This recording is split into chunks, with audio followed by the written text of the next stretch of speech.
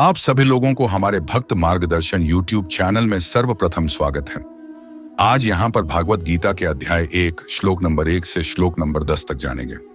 धृतराष्ट्रो धर्म क्षेत्रे कुरुक्षेत्रे संवेता युयुत्सव मामकाः पांडवाश्चैव किम कुर्वत संजय। महाभारत का प्रारंभ इसी श्लोक से होता है, जिसमें हस्तिनापुर के नेत्रहीन राजा धृतराष्ट्र अपने सारथी संजय से कुरुक्षेत्र के युद्ध का विवरण पूछते हैं। यह श्लोक केवल एक प्रश्न नहीं है, बल्कि कई गूढ़ अर्थ और भावनाओं को समाहित करता है। इसे समझने के लिए हमें श्लोक के शब्दों और उनके संदर्भों का गहन विश्लेषण करना होगा। कुरुक्षेत्र को धर्म क्षेत्र कहा गया है, जो इस भूमि की पवित्रता और ऐतिहासिक महत्व को दर्शाता है। यह क्षेत्र न केवल युद्ध भूमि है, बल्कि धर्म और अधर्म के बीच के संघर्ष का प्रतीक है। यहाँ युगों से ऋषियों और मुनियों ने तपस्या की थी, जिससे यह भूमि धर्म के लिए पवित्र मानी जाती थी। धर्म क्षेत्र शब्द में निहित है कि यह स्थान केवल भौतिक युद्ध का नहीं, बल्कि आत्मिक युद्ध का भी केंद्र है। कुरुक्षेत्र में युद्ध केवल भूमि पर नहीं हो रहा था, बल्कि मनुष्यों के हृदय, विचारधाराओं और मानवीय मूल्यों में भी हो रहा था। समवेता का अर्थ है एकत्रित होना। युद्ध के लिए केवल दो सेनाएं ही नहीं, बल्कि दो वंशों की विचारधाराएं, विश्वास और जीवन के उद्देश्य एकत्र हुए थे। युयुत्सव शब्द से स्पष्ट होता है कि सभी योद्धा युद्ध के लिए आतुर थे। यह युद्ध केवल सत्ता के लिए नहीं, बल्कि न्याय और अन्याय के बीच था। पांडव धर्म और सत्य के प्रतिनिधि थे, जबकि कौरव अधर्म और अहंकार के प्रतीक थे। यह पंक्ति यह भी दिखाती है कि दोनों पक्ष युद्ध के लिए समान रूप से तैयार थे, और इस युद्ध में शामिल प्रत्येक व्यक्ति के पास अपनी अपनी प्रेरणाएं और स्वार्थ थे। मामकाः और पांडवाः शब्दों में धृतराष्ट्र के दृष्टिकोण का स्पष्ट चित्रण है। मामकाः शब्द कौरवों के प्रति उनकी पक्षपातपूर्ण प्रवृत्ति को दिखाता है। धृतराष्ट्र ने पांडवों को कभी अपना नहीं माना। वे उन्हें हमेशा अलग और पराया मानते रहे। यह उनकी वैचारिक संकीर्णता और मोह का प्रतीक है।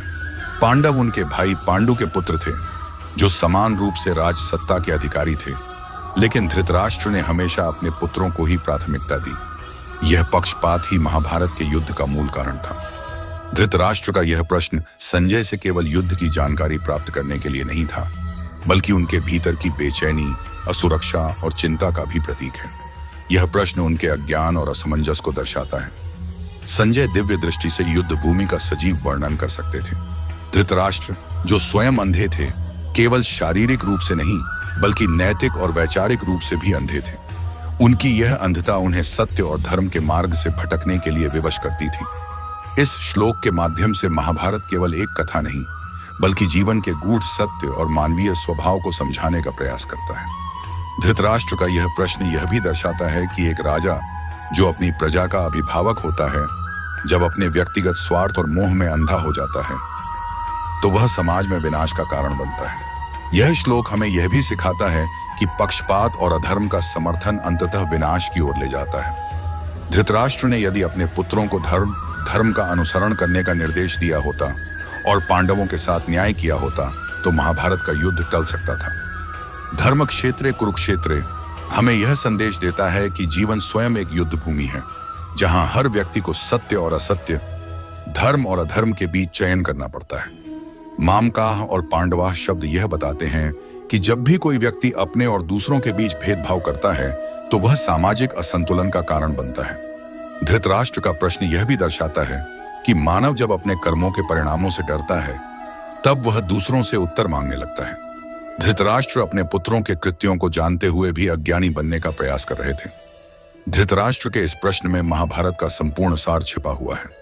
यह प्रश्न केवल युद्ध की शुरुआत नहीं, बल्कि मानवीय भावनाओं, कमजोरियों और जिम्मेदारियों का प्रतिनिधित्व करता है। धर्म और अधर्म के इस संघर्ष से हमें यह शिक्षा मिलती है कि जीवन में सत्य और धर्म का पालन करना ही हमारा कर्तव्य है, चाहे परिस्थितियां कितनी भी कठिन क्यों न हों। महाभारत का यह प्रथम श्लोक न केवल कथा का प्रारंभ करता है, बल्कि जीवन के गहन दार्शनिक और नैतिक सिद्धांतों को समझाने का मार्ग भी प्रशस्त करता है। वीडियो अच्छी लगी तो लाइक, शेयर और सब्सक्राइब करना मत भूलना। धन्यवाद।